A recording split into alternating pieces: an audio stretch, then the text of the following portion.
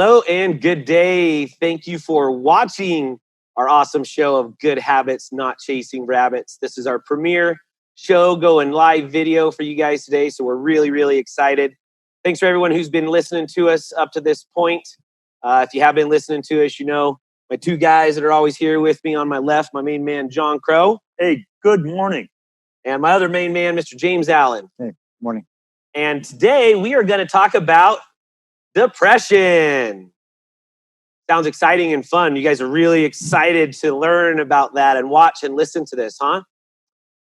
Well, I got a lot to share, and I'm just going to start off with I deal with depression, and I deal with depression probably more frequently than I'd like to, and it cripples me more than I would like it to. And today and the last 4 days has been that crippling state of depression. And if you've ever been depressed or know someone that has been depressed and you're close to them, you know, it can really manifest itself in so many different ways. And how it really does affect me is it really changes my mood. It changes my energy level. It changes my perspective. I'm not as positive and an optimistic type of guy, and fatigue, just extreme fatigue. So I thought today for our first show, being that I'm in a state of depression, that we're going to talk about depression. And so I got two guys here to kind of help pry some information out of me so that you guys can all understand what I'm going through. And if you're dealing with depression yourself, or someone you know that's close to you, someone you love that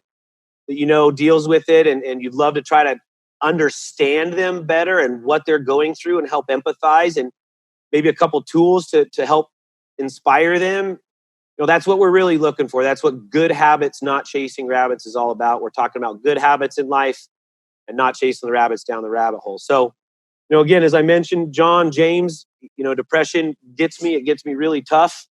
And I think the biggest effect of it is my energy level. And by nature, I'm a very energetic, vigorous person. And if you can't tell by just looking at me right now, I'm not that guy. Yeah, you know, I'm so thankful, Logan, that you are willing to just be transparent like that and talk about that.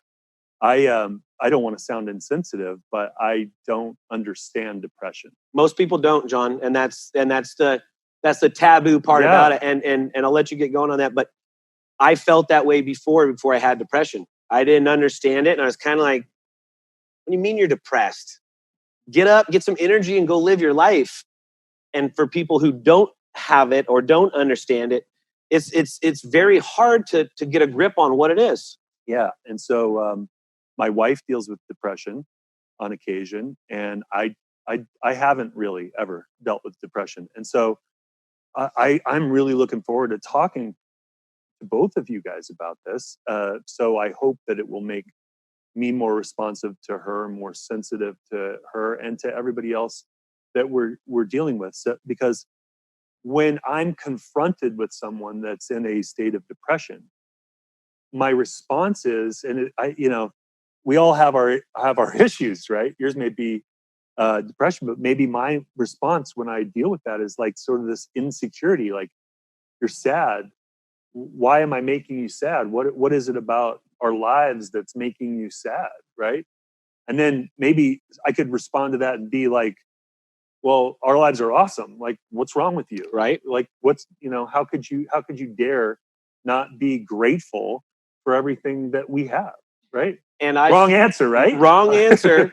But I even feel that way when I'm feeling good and I see someone else with depression, even though I deal with depression. Really? I feel that same way. Wow. It's when James went through something earlier this year, and I was trying to help be there and be supportive for him. I was trying to be the rally guy, and he was really struggling. I didn't quite understand, like, come on, man, we're blessed. Yeah, I know we got this going on. And because I wasn't in that state at that time, my life was great. I didn't have anything afflicting me. Well, now I'm sitting in this chair and James is in that chair, and I've got the issues, and he's probably looking at me like, Logan, come on, we can do this. You can get back on track. So James or John, it's not just that you don't have depression and you don't understand it.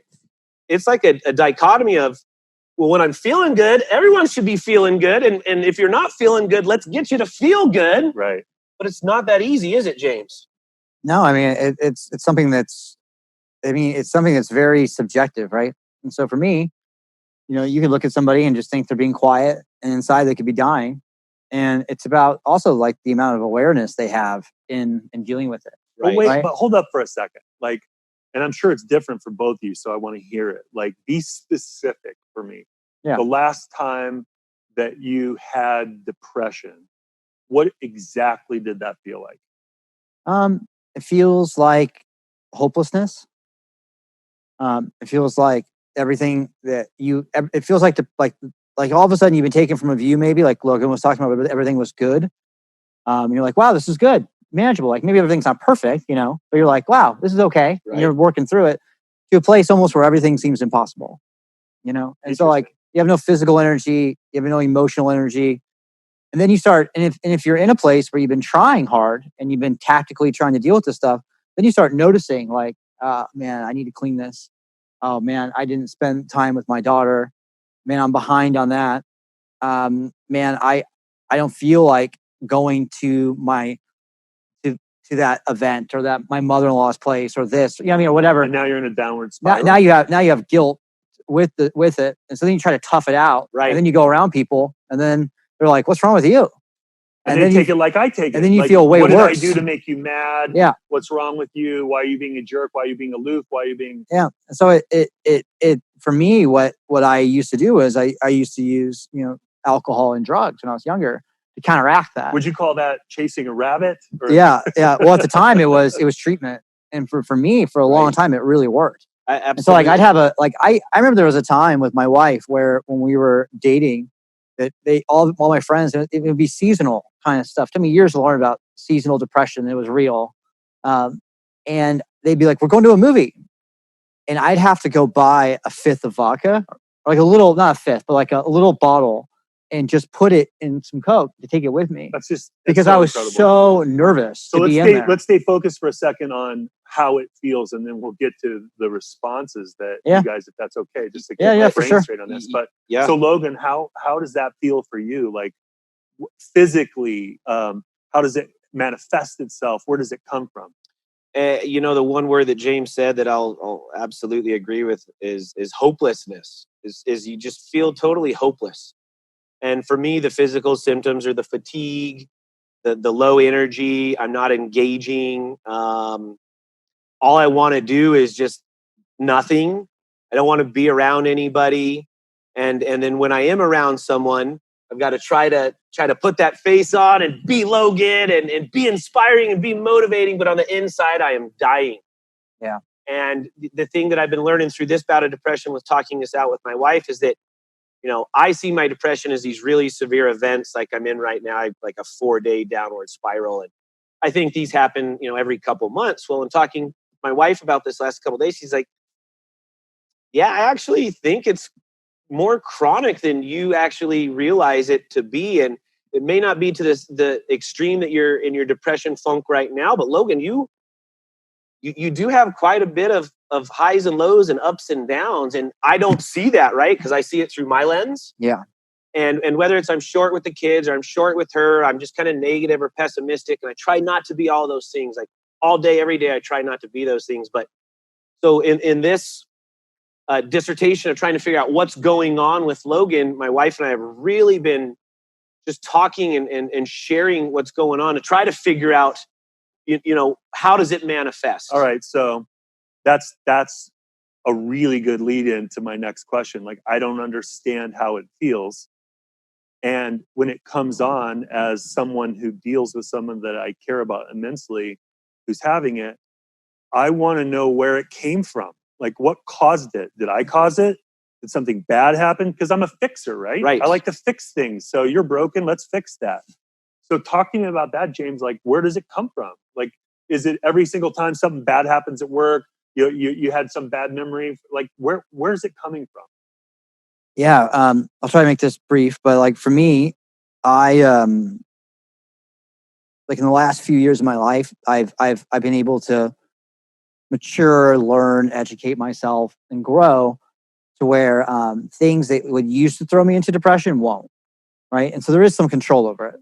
So for instance, but that's how we manage it. But tell me where it comes from. I need to understand. Well, I said that to say that I think in the past it would come from, something bad that happened at work, or someone being disappointed in you, or upset, like, and so it's almost like there's this precursor for people to fall into depression. Right. And so they're more sensitive to your dad yelling at you or being like, I'm really disappointed with what you did. And all of a sudden now it's like you shrink and you go into that hole.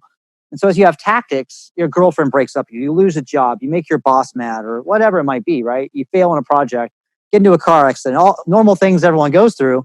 Instead of shrinking back, you can kind of go, oh, and you can kind of get through it. But then there's just sometimes where no matter what happens, it's there. And so, for instance, like I've been running a lot, and when I run, I used to not think I could run a half mile than a mile, and then I've learned like I can run more than that. And it's the same with being in a feeling of depression or having a bad day. Like you feel like I'm going to go to that dark place. I feel like, man, I could just be on the couch pretending to be sick for a week and really just be depressed, right? And you can fight against that. But then there's some times, or for no apparent reason, it just hits you. Interesting. And that's So how, tell me you, and yeah. that's really how it works for me. I've always, when I get into this, this started Monday morning. So I'm looking back at last week, like, hey, was there something really bad that happened in my life? Did I really disappoint someone? Did I fail at something? Where were my shortcomings last week that Logan, the very self-critical person that I am, I'm my worst critic. I'm so hard on myself. And I'm trying to think, what was it? Did I screw up on something last week? And I didn't. And that's the part that I still don't fully understand and embrace, is that there's got to be something that spun me off into this. Well, my wife, who's not a doctor, but has done plenty of research in this. Did she stay at a Holiday Inn Express? She did, and that might have been it. That's what happens if you stay at a Holiday Inn Express. Absolutely. She did 2 nights in a row. We were on vacation 2 nights, so she's double smart because it's double nights. It doesn't have to stem from something. And what my wife continues to tell me, she's like, Logan, it's chemicals in your brain. Yeah. It's not the physical feeling of you failed at something. And so that, like, for me, I like to fix it. I'm a guy, something's wrong, give me the owner's manual, let me get to YouTube, figure out a video how to fix it, and I fix it. Well, I'm always trying to figure out what is it that got me here so that doesn't happen again, so that I can try to fix this. But in all reality, just like James said, sometimes there are some events that can kind of kick you off into it, but other times my life is freaking awesome. Just be a Monday and you're like, okay, what? So listen, like for me, that is such important information to have, that the answer can be nothing caused this. Nothing at all. Right? That's mind blowing to me. Yeah. Right? So, well, as far as we know, for people, right. Yeah, right. Something may have caused it 30 years ago. Right. True. To the best of our ability. Right. But, but this time, it's not like the person that's with you the most is the one that's doing it. It's not like the job sucks. It's not. You could be on vacation. You could be with your house. Yeah, you could be on vacation. Awesome on thing. The beach. I've been on the beach. Like I've been in situations where I've had to go. You need to shut your brain. You need to let that go. Maybe you should journal a little bit. Maybe like things that would lead you into like a deep, dark place. Then you could just be in times where, like, I was in Jamaica once on this amazing trip with my family, and everything was great. And I was just looking out the water and thought, like, man, life is just a deep, dark place, and one day you die. Okay. Like someone saying, like, it just hits you sometimes. So I'm like, what? Help me out. Yeah. I know that I've done some very bad things when I'm trying to help someone who's dealing with depression. I mean, I don't mean very bad things. I mean, I've done the incorrect thing. I've made it worse. I've been misunderstanding. I've been insensitive. I don't want to do that. Tell me some things that are not helpful, that are unhelpful, that make it worse, and give me something. Give me some tidbit that I could be helpful with when somebody's going through this. I don't really think that, in my opinion, I don't think people make it worse for me. Again, my episodes are not event driven usually. Okay, but you're depressed today. I'm depressed right now. And I walk up to you and I go, come on, suck it up, man. Get over it. Is that good? Because that's what I would do. That's what you would do. The football player, the man who grew up on a farm, every man, get it together. Man up. Man up. Right. That's not helpful, right? That's not helpful. Okay. No. Good. And then that would probably create some resentment towards you that like, dude, you don't get it. Right. And I will admit, and I admit at the beginning of this, I was you. I'm still you. I was you to you when you were dealing with what you were dealing with last year. And so I can't be mad at you for that because you don't understand. And a guy that has depression still doesn't understand how to deal with someone else who may have that. That's why this is such a mind-blowing. Yeah. Well, I think it's important too for this reason, is that sometimes in mental health things, you know, and this happens in the 12-step addiction world too. For sure, when you have someone who's going through what you're going through, for sure, it's good to have that, right? Because you feel like you can identify with them. You can relate. But here's the other part. That doesn't mean that people that aren't going through what you are can't help you. And that's a huge lie. And so, for instance, like for me, walking alongside somebody to help them do the things they need to do is helpful. So, for instance, like, hey, let's go for a walk, you know, and going with them to do it. Or if your house is dirty, like going, hey, like, let's just take 5 minutes and straighten some things up. You'll feel better. And I always do, because guilt and like for myself and all those things I'm letting go are there too. Because I'm a high achiever. I like things to be a certain way. I start feeling everything gets out of control, you know? So that's a really powerful one for me, because my wife does love to hike. Yeah. And you're just trick her into walking. to me, well, I think she probably would want to anyway. Oh, that's cool. She likes to take action on it. But what I'm saying is, like, make myself available for that. Your availability for me when I'm going through stuff, and I've even seen it for Logan, is huge, right? And so like this, like the time, like quality time, and then doing things that can physiologically trick your body into feeling differently is huge. So like the walking's a huge one, or a hike is a huge one. Probably some sunlight, the things that you would normally. You said, hey, I just want to go be on a couch. Right, I want to cave, dark. So the opposite of that is what you probably need: some sunshine, some fresh air, a little bit of exercise. Yeah. That could be something that's that you good. can suggest to someone. What if they don't? What if if it's too bad and they just don't want it? Like, the outside person has to keep trying to help. You just keep trying. Yeah, you have to keep trying to help, and that's why, you know, if you have a spouse or a loved one that's very close to you, or really good friends that may or may not understand it, and you know, it's anytime you're in a funk and you can get your mind off of it. Yeah, that's what it's all about. I remember stopping by your house a few weeks ago, and you weren't having a very good day, and just getting there, and we wandered off in your backyard, and we started talking about your hydroponic garden and all that type of stuff. You were tricking me, Logan, weren't you? I thought you wanted to know about my fish, Logan. I did want to know a little bit about that, but your backyard's a really good place. I told you a lot about that. I know. And for that 20 minutes, you had a little bit of release, didn't you? No, I had a lot. And I think that's really the premise of, you know, anytime someone is struggling with anything, all you need to do is be there for them.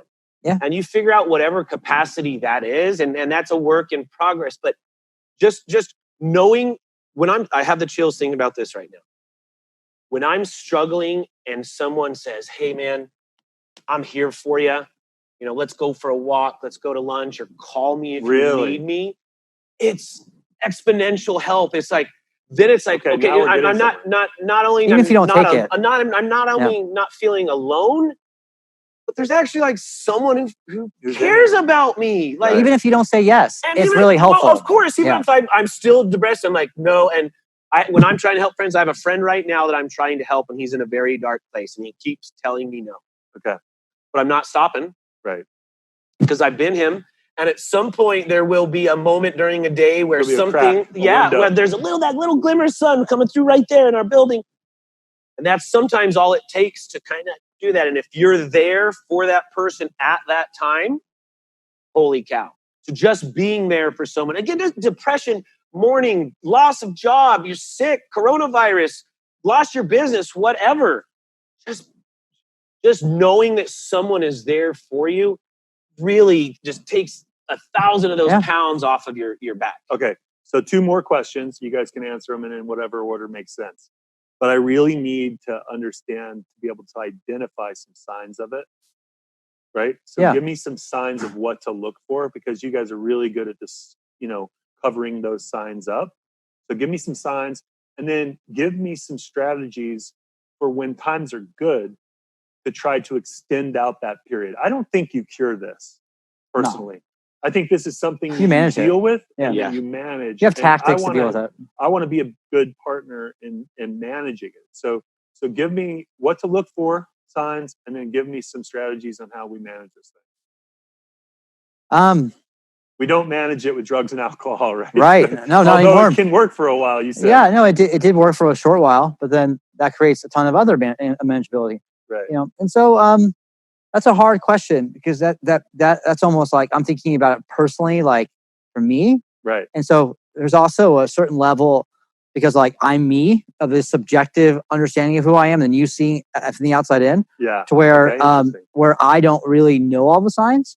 And so what's really funny for those who don't know, you know, John is obviously very close to Logan and I. I can walk into John's office and he'll be like, what's wrong? I'll be like, nothing. And he's like, I can tell.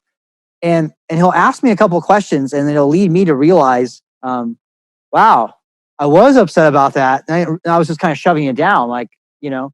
And so I think it's almost like people like us need more self-awareness, you know, so we can be aware of it as well. Because it's hard to have that self-awareness because I deal with being tired a lot. I deal with different phases with eating or different things, you know. So it's hard to know. Well, that's a strategy you just said. Yeah. If you were getting exercise, have you had less depression since you've been? Oh yeah, exercise. I mean, yes, I've had less, and you've also been careful about what you're putting in your body. Very careful. Changing diet and getting exercise will. I was on antidepressants, and I stopped taking antidepressants last year for me because I felt like they stopped working, and I hit this wall. And then you suggested changing what I ate, like don't drink 20 energy drinks a day, don't drink tons of caffeine. Try to start getting some sleep, and little parts of those things started working. And then it was like, start walking, start exercising. And then it just, and to be honest, it's still not perfect. Like I'll still look at this cool. Yes, but James, you're no longer drinking multiple monsters. I'm not drinking monsters at all. Yeah. 3 o'clock, 4 o'clock, and 5 o'clock. Right. Like we were. Right. So all those things help. And so it's a system too. Yeah. And so sleep really does help. Sleep. Nutrition really helps. Exercise really helps. But the exercise is an interesting one from what I understand, and tell me if I'm right.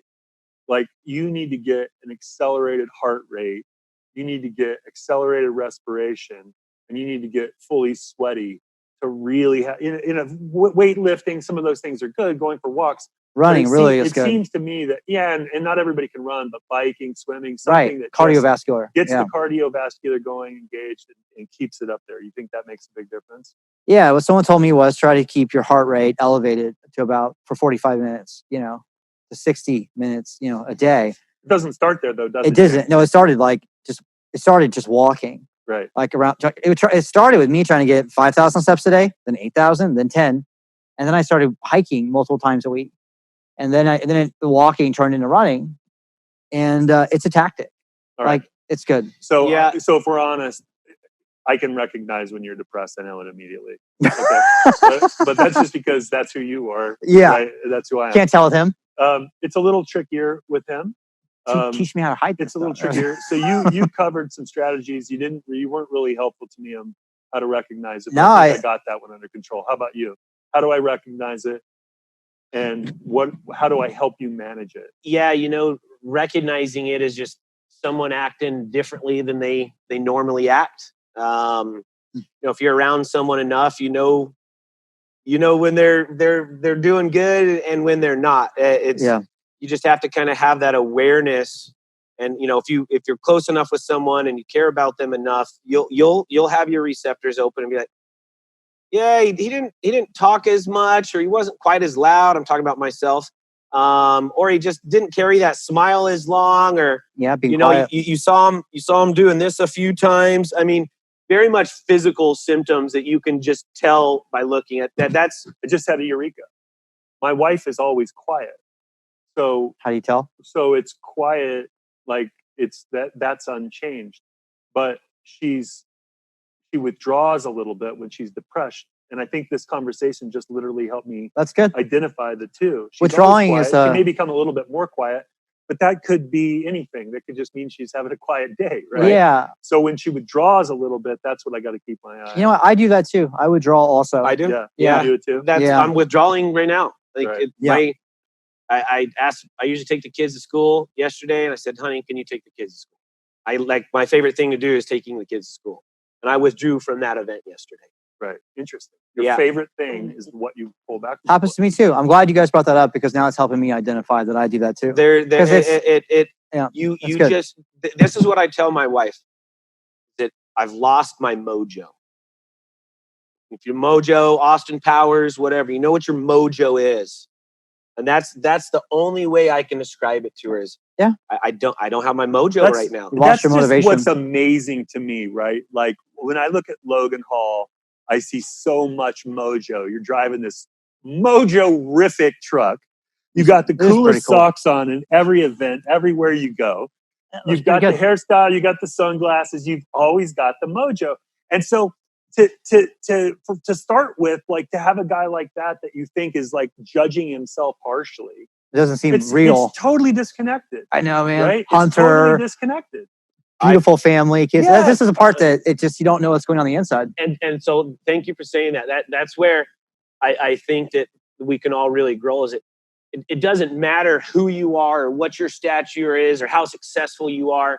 You know, the best example I can use is Kevin Love, who plays basketball in the NBA for the Cleveland Cavaliers. And in a sport of all the manliest men next to football, all big, strong dudes that are man up, you know, and he in the first half of a game is sitting on the bench and literally can't catch his breath because he's having a panic and anxiety attack. And so he goes to the locker room and he doesn't come out in the second half, and everyone's wondering, speculating what's going on. He could have come out and said, my stomach was sick. I couldn't make it out, but he didn't. Yeah, he still lied. He came out and said, I'm a professional basketball player, a good looking guy. I make a whole lot of money. I'm really good at what I do. You would think that there's nothing wrong with me. But inside he was freaking dying.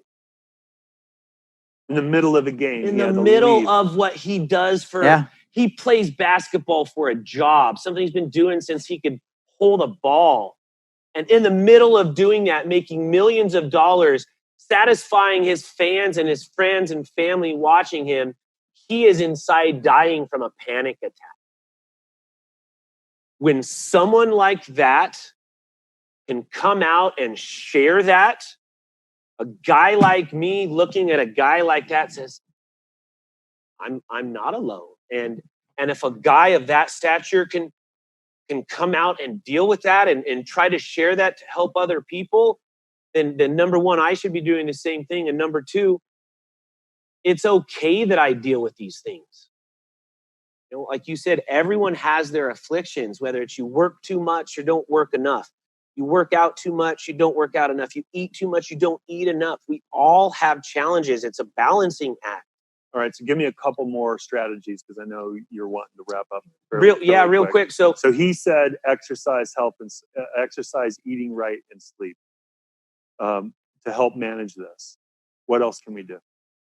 I think those are the hot buttons. So I monthly speak to a counselor. I have a psychologist that I talk to about all of these issues that I have, because it's very helpful to talk to someone who knows how to respond and give you some tactics. And I speak with him once a month. And yesterday was my monthly call with him.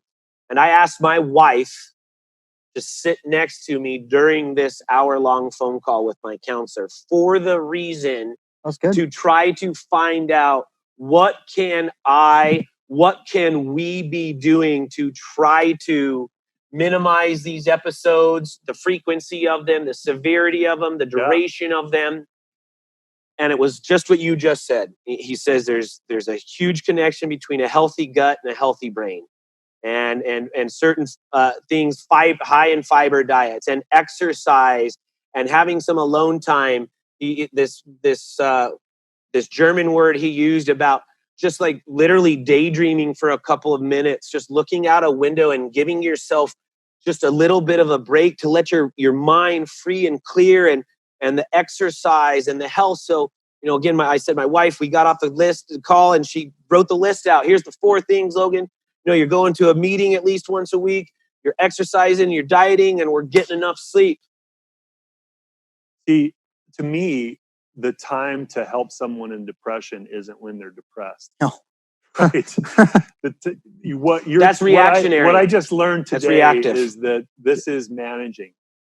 And you're managing frequency, intensity, and duration. Yeah. And the way you try to do that is recognize that deficit in somebody and come at them and support them in those strategies, like good sleep, good nutrition, good hydration, right? Good exercise, good meditation. We call it prayer, meditation, getting that little piece, those little peaceful moments, and building in discipline to do that all the time consistently.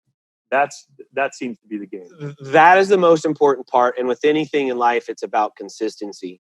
And if you don't have a routine, if you don't have a schedule, if you don't have it on your calendar, if you don't have it bookended, you don't make it a priority, it never happens. So I went home last night. I've been thinking all day about all this stuff. And home last night, I told my wife, like, okay, I'm looking at my day and exercise needs to be a part of it. Well, the only time in my day that exercise could fit in and be consistent is when I first wake up. Because after I wake up, my schedule for my day as a realtor and as a dad and giving all my stuff for community changes by the minute. So I have to do that. Well, how do I make time to wake up early? Well, I got to get to bed earlier to start. Right. I don't get to bed till 11 or midnight every night, which means I don't wake up before 7 if I'm trying to get 7 hours of sleep. So that's what I said to her is, hey, I need to do this exercise in the morning because that's the only time that I could do it consistently and make a routine out of it. Well, how do I do that? Well, I got to get to bed earlier. So now I got to make that a routine, that things are done and dinner's done by 6 o'clock and baths are done by 7. Kids are in bed by 8. I got everything ready and I'm in bed by 10 and I can get up at 6 o'clock and work out for an hour and at 7 o'clock start my day. So there has to be some routines. But the hardest part, especially when I'm in a funk like this, is saying, yeah, let's do that. I am so gung-ho right now. But that's what to go do that right now. But that's how you break out of it. And that's what your partner. It's what your partner can help you with. Like I said, she told me, she made me go for my run yesterday. Awesome. I can't take credit for going the walk and for the run. It was my wife. She said, how'd you feel when you were done? Better. Okay. A little bit. It certainly wasn't like, just making dang, I should have ran more. I felt a little bit better. I was able to, you know, and I didn't run with music. I didn't run listening to the Bible. I wanted to have my mind.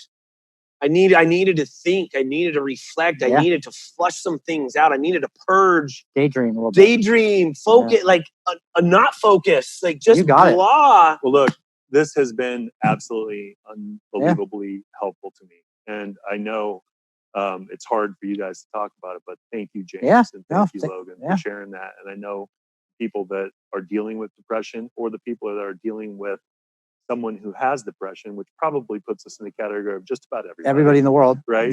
Are grateful for you guys being so transparent. Well, thank you, James, and thank you, John, for prying it out of us. You know, as a man, most men don't like to share their afflictions, right? John Wayne-isms. Cowboy tough. Cowboy tough. Cowboy up. Man up. So if you ever do see a man or woman, it doesn't really matter, but a man who's allowing themselves to be vulnerable,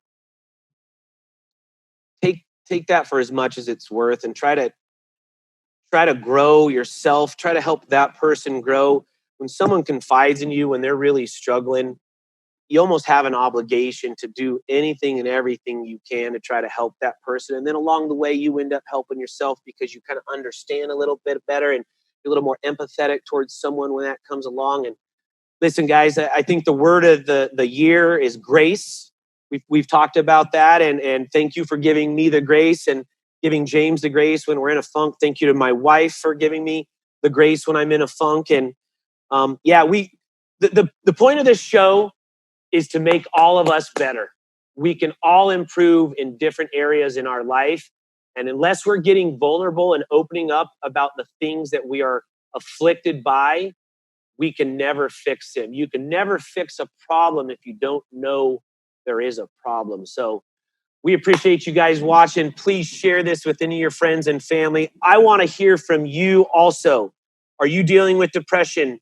We'll talk about anxiety and all these other things on another show. Today's depression. Someone close to you dealing with depression.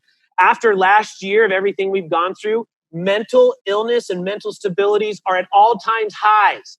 So you're maybe just now starting to recognize in someone who has never dealt with this just because of what we've all gone through in the last year. Now is the time to extend grace. Now is the time to try to help your friends and your family. And we appreciate you listening in and tuning in to Good Habits, Not Chasing Rabbits. Have a blessed day. And remember, live the life you love. Love the life you live. God bless you. Here's a little song I wrote. You might want to sing it note for note. Don't worry. Be happy.